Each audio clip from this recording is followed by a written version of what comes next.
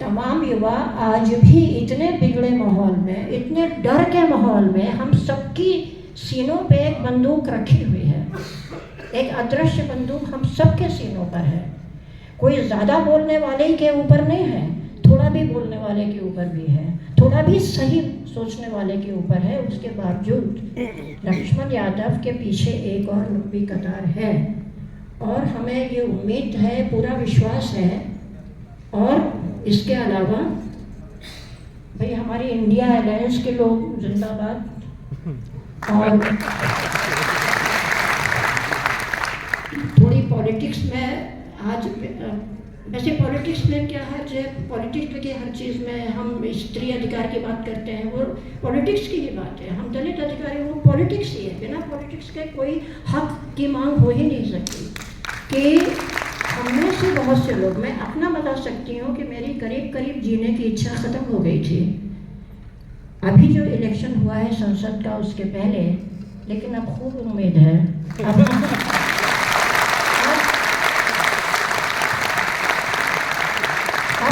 मैं ढूंढने लगी हूँ कि मैं 81 की हो चुकी हूँ, ये मैं ढूंढने लगी हूँ। और ये उम्मीद है कि जिस तरह से इंडिया अलायंस ने अपनी सबसे पहले एकता को दिखा के, मैं वो वीडियो नहीं भूल पाती हूँ जहाँ पे राहुल गांधी को जात बताने के लिए कहा गया था और अखिलेश जी पिल पड़े थे। वो वीडियो मुझे अपनी निराशाओं में याद आता है, अभी कुछ ही दिनों की बात है। तो हिंदुस्तान जिंदाबाद, हिंदुस्तान की प्लूरैलिटी जिंदाबाद। और पॉलिटिक्स को अगर आप यहाँ बोल लेते हैं तो इंडिया अलायंस जिंदाबाद, हम आपके तरफ। और ये भी हम एक बात कहना चाहते हैं कि अगर हमारी ज़िंदगी में आप कभी सरकार केंद्र में बना लिए हैं, तब हम आपकी निगरानी करने का रोल करेंगे।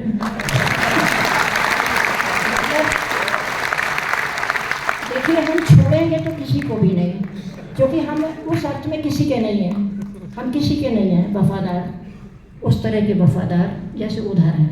तो इस कौशल के जी। और अब अगला वक्तव्य उनका, जो इस कार्यक्रम की अध्यक्षता कर रहे हैं, प्रोफेसर उदय प्रताप सिंह जी। और मैं गुजारिश करूँगी लक्ष्मण जी से उन्हें माइक दे दें वहीं पर।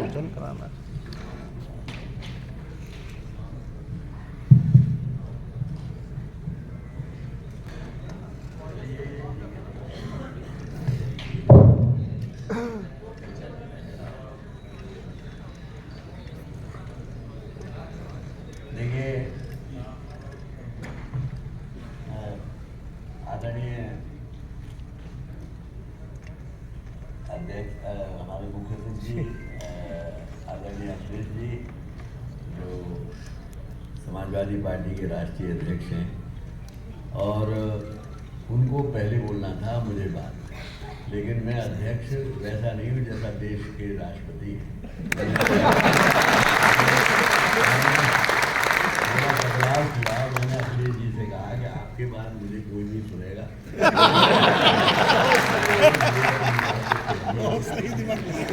आदरणीय मंच पर बैठे हुए मेरे बहुत आदरणीय रमेश दीक्षित जी, डॉक्टर रमेश दीक्षित जी, और चौधरी साहब बैठे हुए हैं, विनय जी, रीता चौधरी जी, आदरणीय रूपरेखा वर्मा जी ने तो वो सारी बातें कह दी जो मैं कहना चाहता था।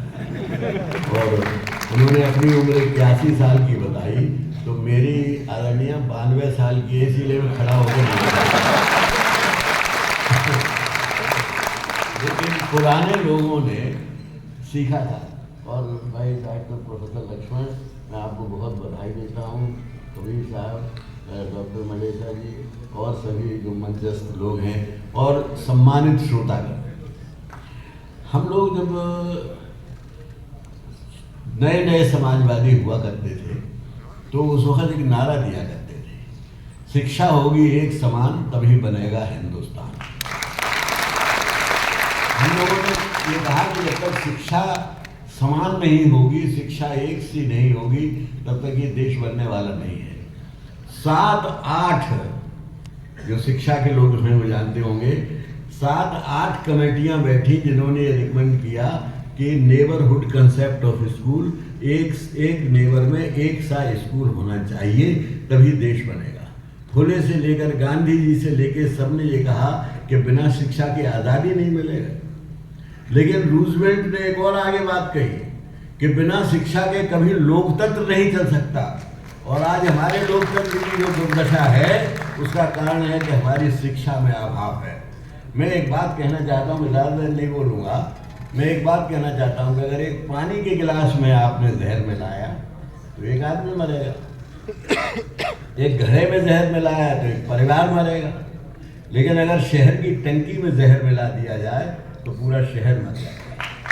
तो शिक्षा की जो कमियां हैं वो पूरे देश को प्रभावित करती हैं, मैं ये कहना चाहता हूँ। इसलिए उस दृष्टि से अगर देखें तो डॉक्टर लक्ष्मण की ये पुस्तक अद्भुत है। जैसा वीरेंद्र जी ने कहा कि वो भले पर्सनल डायरी हो, लेकिन वो पर्सनल नहीं है, वो समाज का की डायरी है। और इसका जो जिस जरा भी चैतन्य व्यक्ति होगा, जरा भी जिसके अंदर आत्मा जगी हुई होगी, उसे डायरी को पढ़ के बहुत सी बातें याद आएंगी। शिक्षक जब तक निर्भीक नहीं होगा और समदर्शी नहीं होगा तब तक वो शिक्षक नहीं हो सकता। तो डॉक्टर लक्ष्मण ने ये साबित कर दिया कि वो हम समदर्शी भी है और निर्भीक भी है, हम आवाज़ उठाना भी जानते हैं। यानी कितने लोगों ने इसको सीखा होगा। मैं एक बात आपसे कहना चाहता हूँ कि जहाँ शिक्षक का सम्मान नहीं होता उस देश में कभी देश वो उन्नति नहीं कर सकता। इंग्लैंड की एक बहुत छोटी सी कहानी है, अनुमति हो तो मैं बहुत छोटे में कह देता हूँ। वहाँ एक जिसको हम हैरो कहते हैं, क्या कहते हैं, वो जब स्कूल छोटा सा था तो उस समय उसकी संसार भर में ख्याति थी। तो वहाँ के राजा ने, crown of England commits no wrong, उसने कहा कि मैं आपका स्कूल देखना चाहता हूँ। उसने कहा कि श्रीमान जी आप मेरे स्कूल कतई मत आइए, मैं आपको अपना स्कूल नहीं दिखाना चाहता, न मैं चाहता हूँ आप मेरे स्कूल में आएँ, क्योंकि मेरे बच्चों को अगर ये मालूम पड़ गया कि मुझसे ज़्यादा भी कोई और बड़ा आदमी है इस देश में तो बच्चों का चरित्र नहीं बन पाएगा। राजा अगर मैं आप आएंगे तो मुझे प्रोटोकॉल के हिसाब से आपका सम्मान करना पड़ेगा, उठ खड़े होना पड़ेगा, आपको माला पहनानी पड़ेगी, जो भी सम्मान किया जाता है, तो उससे मेरे बच्चों पर वो मेरा प्रभाव खत्म हो जाएगा जिस प्रभाव से आज मेरे बच्चे बन रहे हैं। और आप ताज्जुब करेंगे कि उन्होंने कहा कि नहीं मैं आऊँगा लेकिन आप उठकर मेरा सम्मान नहीं करेंगे, मैं आपका सम्मान करूंगा। तो जब शिक्षक का सम्मान और शिक्षा का सम्मान उस स्तर पर करेगा कि सरकार करती है तब देश बनते हैं। आज इंग्लैंड इतना अगर आगे है तो उसकी वजह ये भी है कि वहाँ पर आज वहाँ की डेमोक्रेसी अगर इतनी स्वस्थ है, हमारी डेमोक्रेसी के जो आप इंडेक्स है उसमें आपकी डेमोक्रेसी कहाँ है हम जानते हैं, 130 पे है, कितने पे है, उनकी डेमोक्रेसी 1-2 पे है। तो आप ये देखेंगे क्यों इसका कारण हमारी शिक्षा है। और शिक्षा के क्या हाल है आज हमारा, मैं अभी पढ़ रहा था एक दिन किताब में किसी में कि एक सन 23 में राज्यसभा के क्वेश्चन में कहा गया कि हमारी 100 जो विश्व की यूनिवर्सिटीज़ हैं उनमें से शायद किसी इंडियन यूनिवर्सिटी का नाम नहीं है, और 4 बड़ी यूनिवर्सिटीज़ जिन्हें एक ITM बॉम्बे और जाने कौन सी 4 बताई थी, उनके अलावा कोई नहीं है। फिर उन्होंने एक दूसरे प्रश्न में कहा था, ये प्रश्न मैं इसलिए कह रहा हूँ डिटेल, यहाँ हमारे PDA यूनिवर्सिटी के वाइस चांसलर राकेश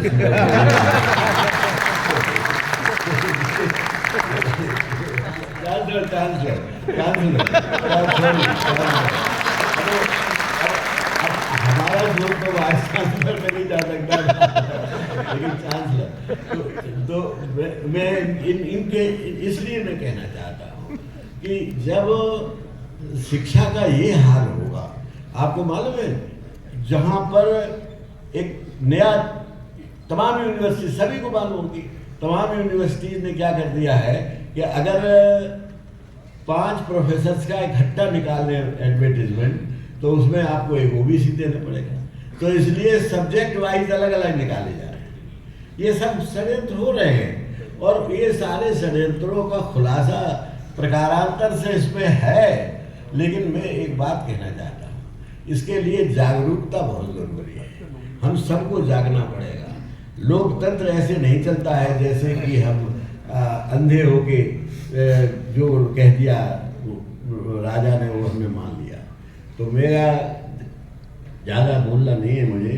मैं पहली बात तो ये है कि लक्ष्मण जी को और कबीर को, दीपक कबीर जी को, जो इस पूरे कार्यक्रम के रूबे रवा हैं, इन दोनों लोगों को बहुत बहुत बधाई देता हूँ।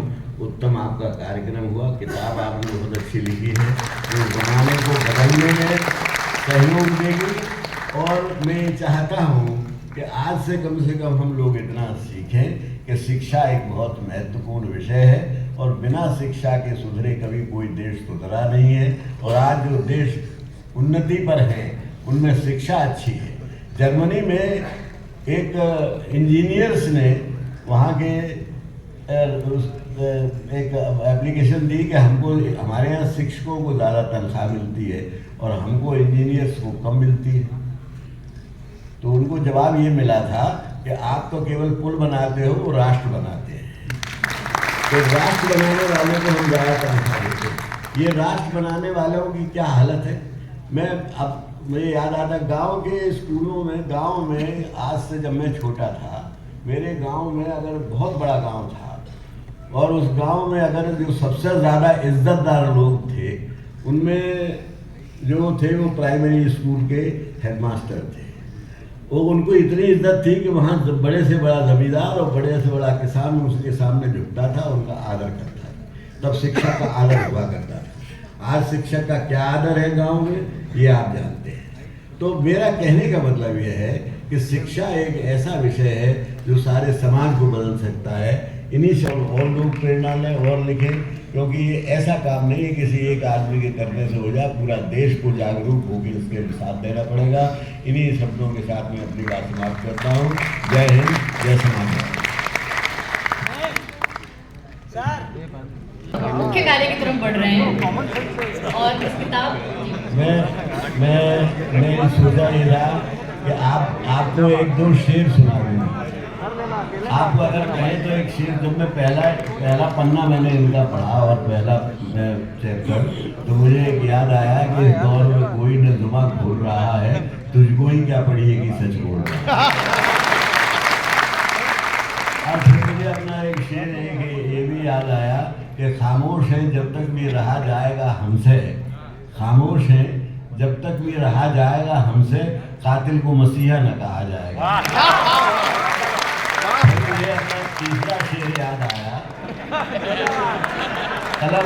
कलम के बारे में कि जो सर से लेके पांव तक खुददार नहीं है, हाथों में कलम लेने का हकदार है। जो मैंने अलग अलग 3 शेर लिखे थे 3 गजलों के, उनको तुमने साकार किया है, इसके लिए मैं आपको बहुत बधाई।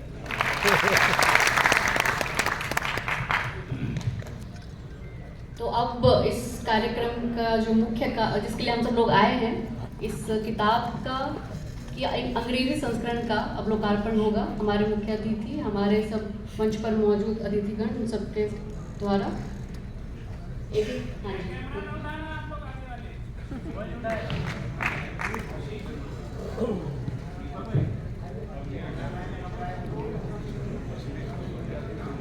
खुली रखी।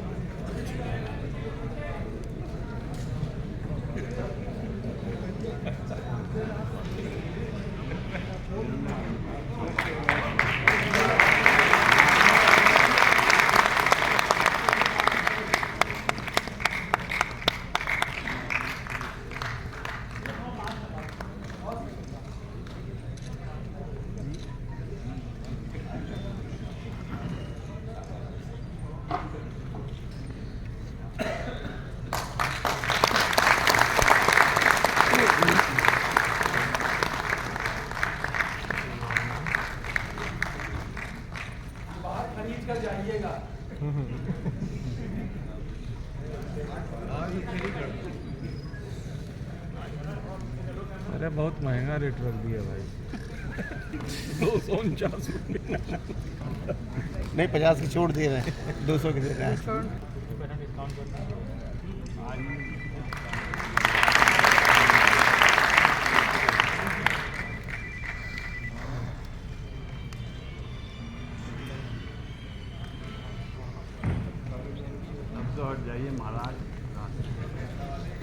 तो अब जिन लेखक की किताब का लोकार्पण हुआ है तो मैं उन्हें ही बुलाना चाहूँगी, डॉक्टर लक्ष्मण यादव को।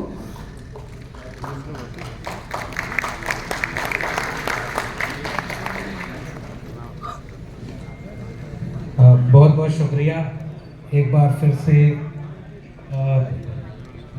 कार्यक्रम में रहे थे। मैं उनका शेर जो हिम्मत देता है, असल में इस तरह के कार्यक्रमों से हम हिम्मत लेके जाते हैं।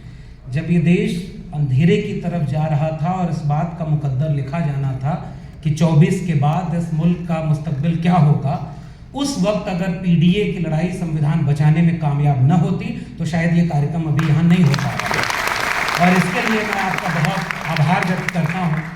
और उदय प्रताप जी ने एक बात बहुत साफ कही है कि न तीर न तलवार से मरती है सच्चाई, जितना दबाओ उतना उभरती है सच्चाई, ऊंची उड़ान भर भी ले कुछ देर को फरेब, आखिर में उसके पंख कतरती है सच्चाई। और इसके लिए मैं बहुत शुक्रिया अदा करता हूँ।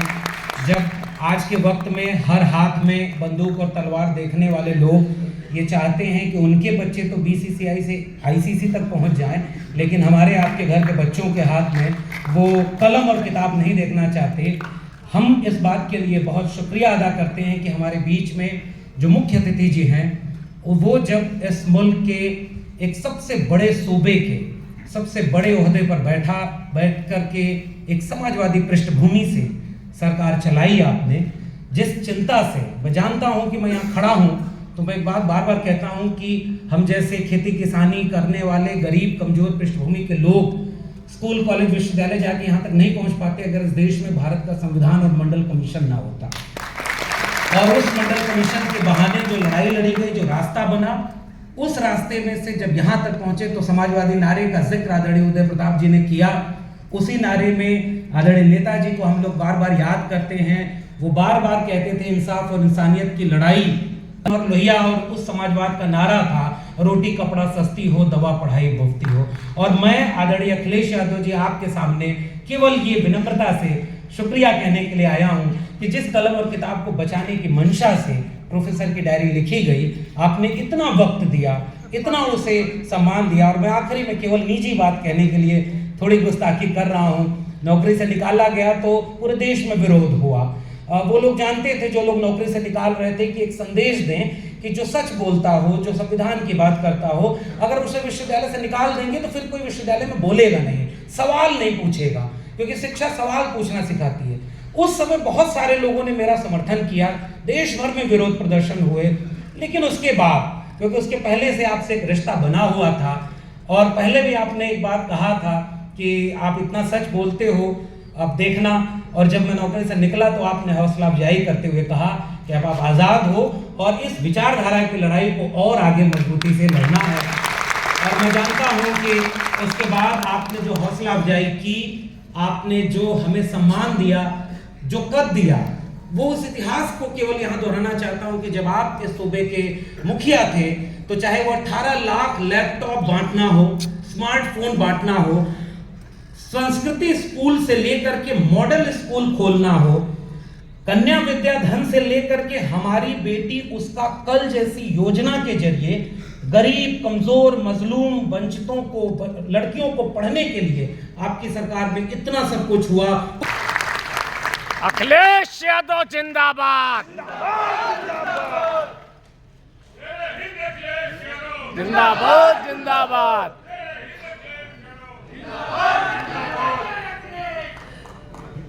मंच पर उपस्थित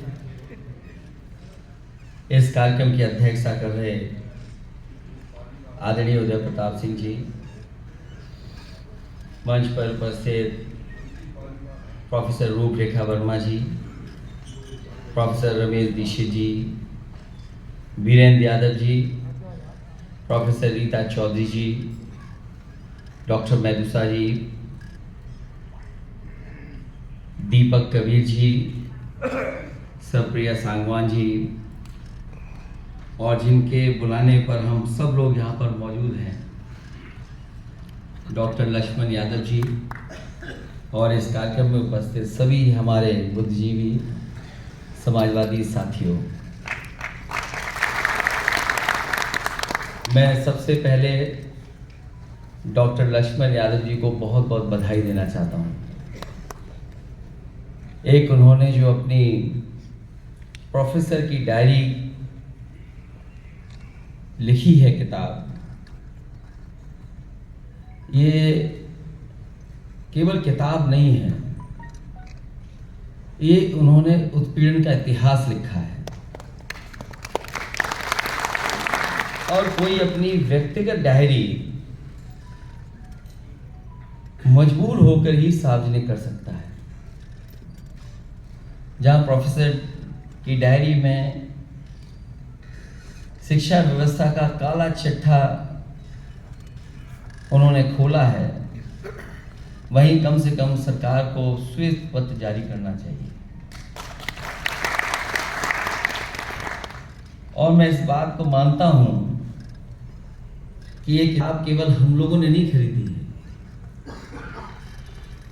ये किताब जो प्रभुत्ववादी हैं उन्होंने भी छिप करके खरीद करके पढ़ी होगी और वो सोच रहे होंगे कि उनकी कितनी पोल खोली गई है।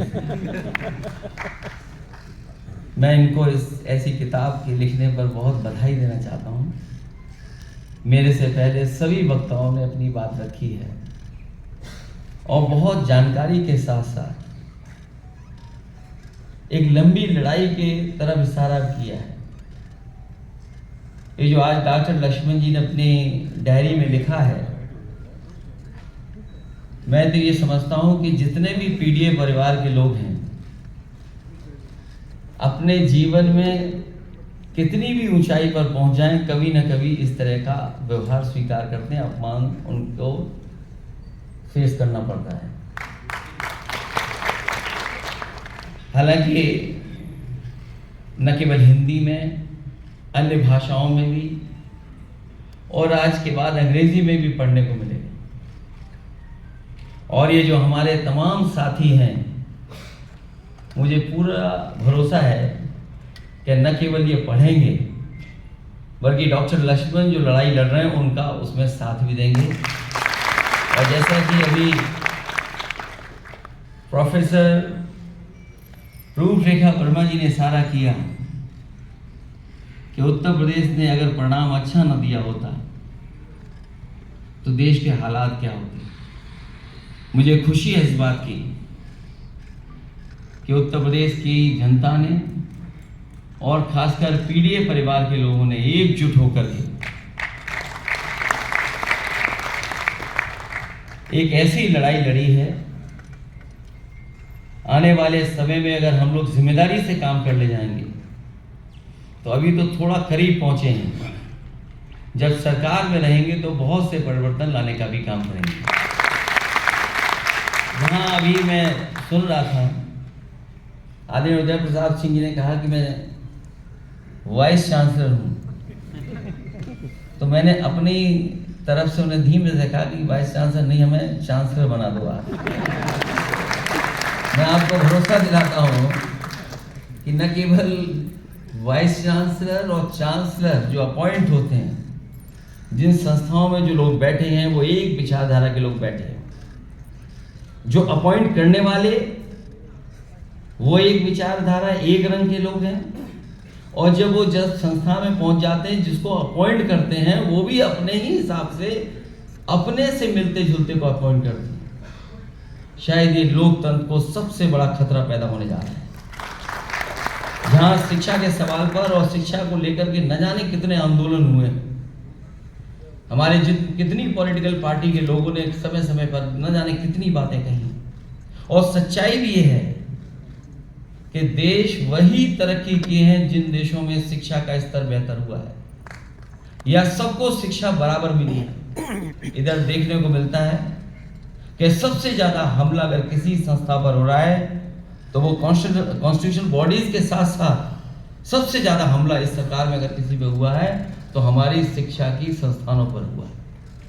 जहां अभी प्राइवेट यूनिवर्सिटियां आ रही हैं, वहीं सुनने में ये भी आ रहा है कि अब तो विदेश की यूनिवर्सिटी भी भारत में आ जाएंगी। जब हम प्राइवेट यूनिवर्सिटी में कहीं नहीं खड़े हैं, सरकारी यूनिवर्सिटियों में हम कहीं नहीं खड़े हैं, तो सोचिए जो विदेश की यूनिवर्सिटियां आ जाएंगी तो हम कहाँ खड़े दिखाई देंगे। इसलिए लड़ाई बड़ी है जो हजारों साल से हमारी चलती आई है, उस पर कभी न कभी विराम तो लगेगा ही।